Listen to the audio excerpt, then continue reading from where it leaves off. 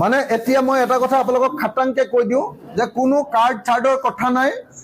যি মানুহ য'ত ক্ষতিগ্ৰস্ত হৈছিলে সব মানুহে 10 লাখ নিজৰ ঘৰটো বনাবলৈ পাব লাগিব, ঘৰৰ ভিতৰৰ বস্তুকেইটা কিনিবলৈ পাব লাগিব। আৰু যদি নাপায়, মই অসমৰ মুখ্যমন্ত্ৰীৰ টেবুলত এইবাৰ সংসদত যেনেকে বিধানসভাত যেনেকে টেবুলত উঠিছিলো, মই মুখ্যমন্ত্ৰীৰ টেবুলত উঠাটো কনফাৰ্ম। মই আপোনালোকে মোৰ ডেড বডিও পাব পাৰে, কিন্তু মই সেইটো কৰিম। টেবুলত উঠি এবাৰ মই তাণ্ডৱ নৃত্য, শিৱৰ নৃত্য দিম। এবাৰ তাণ্ডৱ নৃত্য দিম। মই খালাংকে কৈ দিছো মুখ্যমন্ত্ৰী ডাঙৰীয়া, 15,000 টকাত যদি আমাৰ শিৱসাগৰৰ মানুহক আপুনি জুখিব খুজিছে, তেতিয়াহ'লে এইটো হবলৈ নিদিও মুখ্যমন্ত্ৰী। আপুনি 10 লাখ টকা এটা এটা পৰিয়ালক দিব লাগিব, দিব লাগিব, দিব লাগিব, দিব লাগিব। 10 লাখ টকাকে আপুনি দিব লাগিব। যদি নিদিয়ে, তেতিয়াহ'লে আকৌ ৰূপ দেখিবলৈ পাব আমাৰ অখিল গগৈৰ ৰূপ, আগৰ পুৰণি ৰূপ আপুনি দেখিবলৈ পাব। গোটেই মানুহৰ জীৱন, জীৱিকা, সপোন চব ভাগি শেষ। NDRFৰ পৰা মৃত দেহ এটাৰ কাৰণে 4 লাখ টকা দিছে। প্ৰধানমন্ত্ৰীয়ে 20 লাখ টকাকে ঘোষণা কৰিব লাগিছিলে মিনিমাম, চবতে কৰে। 1 পইচা আনিব পৰা নাই, 1 পইচা ঘোষণা কৰা নাই। এতিয়া উপায় নাপায় আমি ৰাইজে দিয়া পইচাকেইটাৰ পৰা ভিক্ষা খুজি মুখ্যমন্ত্ৰীয়ে, ভিক্ষা খুজি CM ৰিলিফ ফাণ্ডত ভিক্ষা খুজি মুখ্যমন্ত্ৰীয়ে 5 লাখ টকাকে মৃতদেহৰ বিনিময়ত দিবলগীয়া হৈছে। লাজ লগা নাই আপোনাৰ মুখ্যমন্ত্ৰী হৈ থাকিবলৈ? লাজ লগা নাই? মই হলে পদত্যাগ কৰিলোহেঁতেন। এই সময়ত প্ৰধানমন্ত্ৰীয়ে যদি এনেকুৱা কৰে, মই হলে পদত্যাগ কৰিলোহেঁতেন। মুখ্যমন্ত্ৰী ডাঙৰীয়া, মই হলে পদত্যাগ কৰিলোহেঁতেন। মোৰ সেলফ ৰেসপেক্ট আছে, মোৰ আত্মসন্মানবোধ আছে, মোৰ বিবেচনা আছে, কনসাইন্স আছে। আপোনালোকে ৰাজনীতি কৰিবলৈ গৈ আত্মসন্মানবোধ আৰু বিবেচনা শক্তি নাইকিয়া কৰি পেলাইছে। প্ৰধানমন্ত্ৰীয়ে পইচা নিদিব। সব বস্তু তেল, কয়লা, চূৰ্ণিল, চাহপাত, পৃথিৱীৰ যিমান আছে income tax, sale tax, GST সব দিম, টোল টেক্স সব দিম, সব দিম, সব দিম। মানুহ যেতিয়া মৰি শেষ হব, তেতিয়াও 1 টকাও সিহঁতে আমাক নিদিব। 1 টকাও সিহঁতে আমাক নিদিব দিল্লীয়ে। এইটো কি মানি ল'ম? এইটো কি মানি ল'বলগীয়া কথা? আৰু মই এটা কথা স্পষ্টকে কওঁ, মুখ্যমন্ত্ৰী ডাঙৰীয়া, শিৱসাগৰ, চৰাইদেউ আৰু যোৰহাটৰ মানুহক আপুনি বচোৱা নাই, আপোনাৰ চৰকাৰে বচোৱা নাই। মানুহে ৰিলিফ দি, পাব্লিকে ৰিলিফ দি এই মানুহক বচাইছে। আপুনি যদি 2 কেজি দিছে, পাব্লিকে 10 কেজিকে দিছে প্ৰত্যেকটো পৰিয়ালক।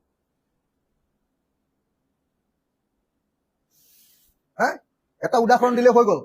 আমাৰ ৰাইজে জীৱ জন্তুৰ কাৰণে খাদ্য দিয়া নাই। এতিয়া আপোনালোকে গৈ চৰকাৰে কিমান জীৱ জন্তুৰ কাৰণে খাদ্য দিছে চাই দিলে ৰিলিফৰ আচল চৰিত্ৰটো ওলাই কৰিব। মই কি কলো বুজিলে নে? এতিয়া মানে মানুহে ধৰিব পৰা নাই কথাটো। মানুহে ভাবি আছে যে ক'ৰ পৰা আহিছে, চৰকাৰৰ পৰা আহিছে নে, NGOৰ পৰা আহিছে নে, পাব্লিকে দিছে নে, ধৰিব পৰা নাই। কাৰণ নিজৰ ঘৰত 10 কেজি চাউল জমা হৈ গৈছে, কিন্তু চৰকাৰৰ পৰা তাত হয়তো 2 কেজিহে চাউল আহিছে। 2 কেজি, অৰ্থাৎ অসমৰ ৰাইজে অসমৰ ৰাইজক বচাইছে। তেওঁলোকে যে প্ৰকৃতৰ ৰিলিফ দিয়া নাই, সেইটো চাই আহকগে। এটা গৰুৰ কাৰণে, এটা মহৰ কাৰণে, এটা ছাগলীৰ কাৰণে, এটা গাহৰিৰ কাৰণে এতিয়ালৈকে ফোডাৰ দিব পৰা নাই।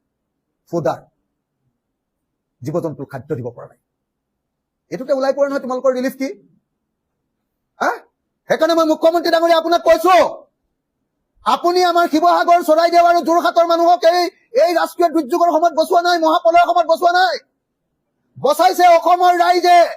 অসমৰ ৰাইজ এতিয়া এনেকুৱা জাগৰণ হৈছে যে ই এটা আন্দোলনৰ ৰূপ পাইছে। ইয়াত ট্ৰেফিক জাম হৈ গৈছে চৰাইদেউ আৰু শিৱসাগৰ আৰু যোৰহাট জিলাত। মানুহে ৰিলিফ দিবলৈ আহি ট্ৰেফিক জাম হৈ গৈছে। এইটো হ'ল অসমীয়া মানুহৰ কনচাইন্স। আৰু আপোনাৰ প্ৰধানমন্ত্ৰীয়ে এতিয়ালৈকে আনকি এৰিয়েল চাৰ্ভে এটাও কৰিবলৈ অহা নাই। আপোনাক খুব ভাল পোৱা আৰু আপোনাৰ আপোন বৰ্গৰ অমিত শ্বাহে এতিয়ালৈকে হেলিকপ্টাৰত আহিও চাবলৈ অহা নাই। পাব্লিকৰ ওচৰলৈ অহাটো বাদেই দিয়ক। কি বুলি কৈছিলে? আৰু 5 বছৰ দিয়ক, আমি অসমক বানমুক্ত অসম দিম। বানমুক্ত অসম দিলা নে? কি দিলা তোমালোকে? আৰু বাৰম্বাৰ মই কৈ আছিলো, আপোনালোকে এতিয়াও সংবাদ মাধ্যমে অনুসন্ধান শেষ কৰা নাই, এতিয়াও আপোনালোকে আচল উৎসলৈ যোৱা নাই। কিন্তু ভাল লাগে যে কালি মই কেইবাজন সাংবাদিকৰ পৰা কিছুমান ফটো পালো, যিবিলাক ফটোত প্ৰমাণ হৈছে যে একচুৱেলি কালি মই বহুতখিনি ফটো পালো, যিবিলাক ফটোত একদম মানে হেৰি হৈ গৈছে, প্ৰমাণ হৈ গৈছে যে যিবিলাক ফটোত প্ৰমাণ হৈ গৈছে যে একচুৱেলি কি হৈছে, যে একচুৱেলি যে মানে সাংঘাতিক ধৰণে নাগালেণ্ডত হোৱা ঘটনাৰ কাৰণে সাংঘাতিক ধৰণে এতিয়া যিকেইটা মানুহে মোৰ হাঁহিও উঠে কেতিয়াবা কেতিয়াবা যিকেইটা মানুহে ৰিলিফ দি ফুৰিছে নেপালী খুঁটিত যিকেইটা মানুহে ৰিলিফ দি ফুৰিছে সেই মানুহকেইটাই নেপালী খুঁটিৰ এইটো অৱস্থা কৰিলে সিহঁতি কয়লা চিণ্ডিকেট আৰু শিলৰ চিণ্ডিকেট কৰি আমাৰ গোটেই শিৱসাগৰ আৰু চৰাইদেউ ধ্বংস কৰি দিলে MLA মন্ত্ৰী জয়ন্ত মল্ল বৰুৱা পীযুষ হাজৰিকা হিমন্ত বিশ্ব শৰ্মা তালৈকে চবেই জানে মোৰ সমষ্টিটো এটি কয়লাৰ হেৰি পাতিছেহি আহি মোক মুখৰ আগত সুশান্ত বৰগোহাঁয়ে আদিত্য বিক্ৰম যাদৱ বুলি DC জনৰ সন্মুখত কৈছে মই ক'লো যে মোৰ তাত হাঁহ চৰা কি কয় এডোখৰ ঠাই সোণপুৰাত কি এইবিলাক কয়লাৰ ঘাটি পাতিছ মই 10 লাখকে পাওঁ দিগদাৰ 5 লাখ পাওঁ দিগদাৰ নকৰিব বুলি কৈছে মই কৈছো আদিত্য বিক্ৰম যাদৱ শুনিছেনে আপুনি কি ক'লে আপোনাৰ সন্মুখতে ক'লে শুনিছো ছাৰ বোলে একদম বন্ধ কৰক কৈছে ছাৰ চৰকাৰে নকলে আমি কেনেকে কৰিব পাৰিম তো আপোনালোকক মই সেইকাৰণে ক'ব খুজিছো যে মই অসমৰ সাংবাদিক সমাজক অনুৰোধ কৰিছো মই কেইখনমান ফটো আপোনালোকক দেখুৱাইছো যি ঠাইবিলাকৰ পৰা একচুৱেলি এই গোটেই পানীটো আহিছে এইটো নাগালেণ্ডৰ এই পাহাৰৰ পৰা আহিছে আপোনালোকক দুখনমান ফটো দেখালে গম পাব এইবিলাক চাওক এনেকুৱা ধৰণৰ মানে শিল আনি এনেকুৱা ধৰণৰ গোটেই গাঁত কৰি দিলে গোটেই কয়লা খান্দি ডাঙৰ 20 কিলোমিটাৰ 21 কিলোমিটাৰ বহল হ্ৰদ তৈয়াৰ কৰি দিছে সিহঁতি দীঘল 21 স্কোৱাৰ কিলোমিটাৰ 22 স্কোৱাৰ কিলোমিটাৰ ডাঙৰ হ্ৰদ কৰি দিছে তাত সকলো সময়তে পানী জমা হৈ থাকে কোনোবাটো পাহাৰটোৰ ওপৰত আছে ভিতৰতো গোটেইটো গাঁত তাত পানী জমা হৈ আছে একেলগতে বৰষুণ যেতিয়া দি দিলে ধানকে পাহাৰো কহিছে তাৰো পানী আহিছে বৰষুণৰো পানী আহিছে এই শিলখনা ঠাইৰো পানী আহিছে আকৌ শিল খানি গোটেই নদীখন যে বাম কৰি পেলালে লগে কি হৈছে যেনি তেনি পানীটো গুচি গৈছে এইটোৱে হ'ল ডিভাষ্টেটিং ফ্লাড আৰু লগতে আপোনালোকে নিজে চাই ল'ব তাত ইতিমধ্যে সৰু দুটা নদী বান্ধ আছিলে দুইটা ভাগিছে জাগাটোৰ নাম 71 এবাৰ গৈ কোনোবাই চাই আহিব ইয়াত এতিয়া ছচিয়েল মিডিয়াত সেইবিলাক ফটোবিলাক দি আছে ভিডিঅ'বিলাক দি আছে 71 নামৰ ঠাইত দুটা সৰু নদীবান্ধ সৰু কিমান মেগাৱাট 20 মেগাৱাট এটা 28 মেগাৱাট এটা 40 মেগাৱাট এনেকুৱা দুটা ভাগি গৈছে আৰু বহুতে কৈ আছে যে নহয় দিখৌ নদীৰ ওপৰত ক'ত বান্ধ আছে আৰু এই দিখৌ নদীৰ ওপৰত 2025 চনৰ ফেব্ৰুৱাৰী মাহৰ পৰা এটা 3rd ফেজৰ বান্ধ এটা বনাই আছে দিখৌ ষ্টেজ 3 দিখৌ বুলি কয় হাইড্ৰ ইলেক্ট্ৰিক প্ৰজেক্ট নদী বান্ধ অৰ্থাৎ বিদ্যুৎ উৎপাদনৰ কাৰণে বান্ধ বনাই আছে এইবিলাক চব ভাগিছে সেইকাৰণে মই আপোনালোকক কৈছো তিনিটা কামৰ কাৰণে কৈছে 1 নম্বৰ প্ৰবল বৰষুণ আৰু ঘোঁৰা ঘাসটো যে কৈ আছিলে ডাৱৰ বাৰ্ষ্ট এইটোতো নহয় বুলি কৈ দিলে এতিয়া IMD কৈ দিলে ইণ্ডিয়ান মেট্ৰলজিকেল ডিপাৰ্টমেণ্টে ক'লে যে নাগালেণ্ডত ক'তো ডাৱৰ বাৰ্ষ্ট হোৱা নাই বৰষুণ হৈছে মই কৈ আছিলো তেতিয়া মোক মানুহে এই অখিলে চবতে উস্তাদি মাৰে বুলি কয় এতিয়া মানুহে গম পাইছে যে তাত বৰষুণ হৈছিলে 16 ঘণ্টা আগতেও হয় কিন্তু এবাৰ বৰষুণৰ লগত কি হৈ গ'ল নদী বান্ধকেইটাৰ পানী এৰি দিবলগীয়া হ'ল কিমান বৰষুণ হৈ গ'ল 2 নম্বৰ কি হৈ গ'ল কয়লা খনিবিলাকৰ ডাঙৰ যে এই যে এতিয়া যিকেইটা MLA আছে সেইকেইটাই চলাই এতিয়া নাম চাম ক'বলৈ বেয়া পাইছো আৰু এইকেইটা একদম ফিল্ডত আছে মাৰ খাব নহ'লে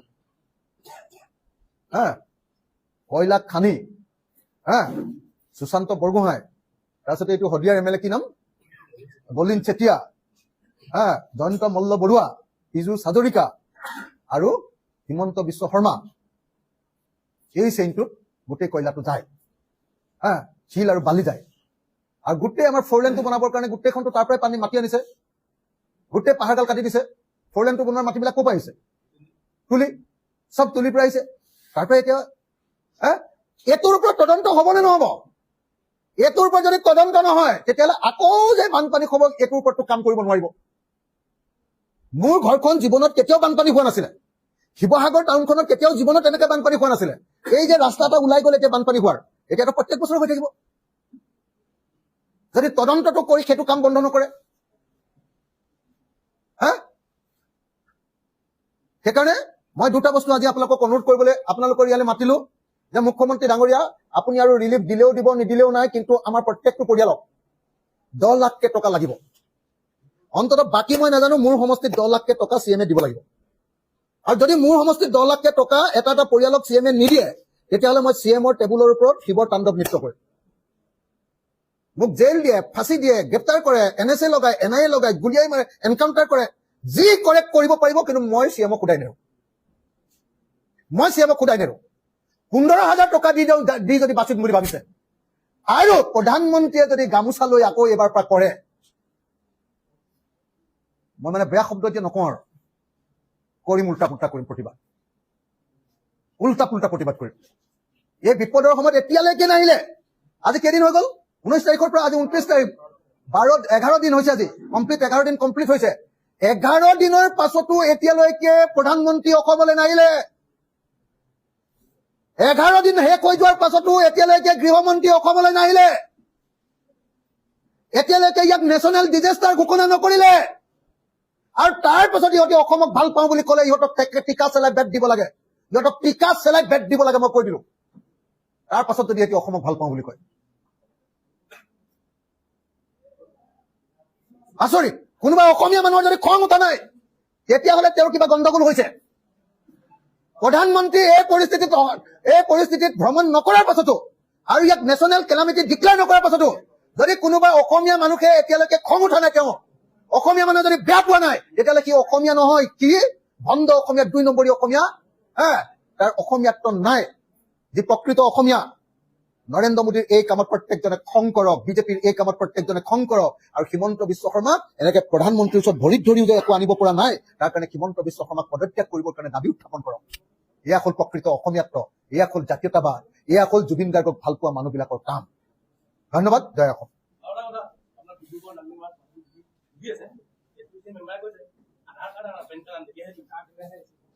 মানে এতিয়া মই এটা কথা আপোনালোকক খাটাংকে কৈ দিওঁ যে কোনো কাৰ্ড চাৰ্ডৰ কথা নাই যি মানুহ য'ত ক্ষতিগ্ৰস্ত হৈছিলে সব মানুহে 10 লাখ নিজৰ ঘৰটো বনাবলৈ পাব লাগিব ঘৰৰ ভিতৰৰ বস্তুকেইটা কিনিবলৈ পাব লাগিব আৰু যদি নাপায় মই অসমৰ মুখ্যমন্ত্ৰীৰ টেবুলত এইবাৰ সংসদত যেনেকে বিধানসভাত যেনেকে টেবুলত উঠিছিলো মই মুখ্যমন্ত্ৰীৰ টেবুলত উঠাটো কনফাৰ্ম মই গুলি খাই মৰিব পাৰো আপোনালোকে মোৰ ডেড বডিও পাব পাৰে কিন্তু মই সেইটো কৰিম যিকেইটা নেশ্যনেল হাইৱে ঠিকাদাৰী সংস্থাই এই কামখিনি কৰিলে এতিয়ালৈকে পানী ওলাই নোযোৱাৰ মূল কাৰণ মানুহৰ সেইটো এতিয়া গৌৰী সাগৰৰ পৰা জাজিলৈকে ৰিগেল এইফালে যিকেইটা আছে খিচিৰি এসাঁজ এতিয়ালৈকে খোৱাৰ বাহিৰে একো কৰা নাই এখন ডাঙৰক চাৰিঙৰ পৰা দিশলৈকে ধৰা ছাগলী ৭৫,000 পৰিমাণত ৭,000 টকা ৰিগেল তেওঁলোকৰ দায়িত্ব আছিল না 4 লেন বনাই থকা যিকেইটা পাৰ্টি এই পাৰ্টিকেইটাই নাগালেণ্ডৰ পৰা বিভিন্ন ঠিকাদাৰৰ জৰিয়তে মাতি আনি এই দুৰ্যোগটো মানে সংঘটিত কৰাৰ ক্ষেত্ৰত এই 4 লেন কোম্পানীৰো আৰু NHIDCLৰো এটা ডাঙৰ ভূমিকা আছে